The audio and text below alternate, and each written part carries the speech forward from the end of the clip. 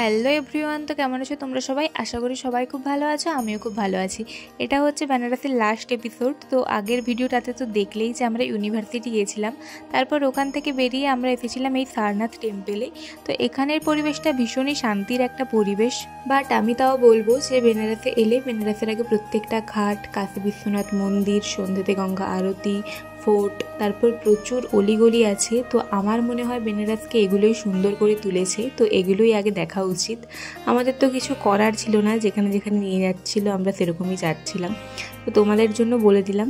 তারপর এখান থেকে বেরিয়ে কিছু কেনাকাটা করে আমরা হোটেলে চলে গেছিলাম। দেন একটু ফ্রেশ হয়ে বেরিয়ে পড়েছি। শরীর তো একদমই দিচ্ছিল না, কিন্তু তাও আমি একদিনের ট্রিপে কিছুই মিস করতে চাইনি। এই রাস্তাটা আমাদের হোটেল থেকে বেরিয়েই তো আমরা এখন যাচ্ছিলাম ঘাটের দিকে একটু বসবো প্লাস ছবি তুলবো বলে। তো পরের দিন ভোর 3টের সময় আমাদের কাশী বিশ্বনাথ মন্দির যাওয়ার কথা ছিল, কিন্তু আমার আর যাওয়া হয়নি, কারণ আমি প্রচুর অসুস্থ হয়ে গেছিলাম। তো এটার থেকে আফসোসের ব্যাপার আর কিছু হয় না। শুধুমাত্র আমি না, অনেকেরই শরীর খারাপ হয়ে গেছিলো, প্রায় সবাইকেই বাড়ি আসার আগে আমাদের ওষুধ খেতে হয়েছে। তো যাই হোক, চলো ঘাটের দিকে যাওয়া যাক।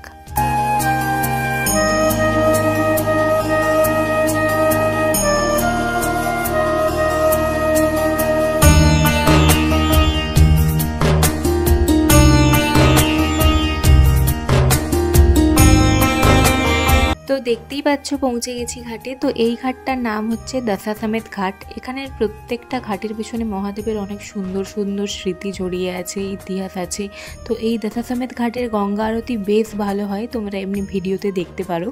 দশাসমেত ঘাটকে নিয়ে দুটি পুরাণ আছে। প্রথমটি ব্রহ্মাদেব শিবকে অভ্যর্থনা দেওয়ার জন্য এটি করেছিলেন, অন্যটি ব্রহ্মাদেব যজ্ঞের সময় এখানে 10টি ঘোড়ার বলি দেন। তো সেই অনুযায়ী এই ঘাটটার নাম দশাসমেত ঘাট। তো এইরকমই প্রত্যেকটা ঘাটের পেছনে বহু পুরাতন ইতিহাস রয়েছে। তো যাই হোক, বেনারসের তো বেনারসি শাড়ি ফেমাস, তোমরা সবাই জানো।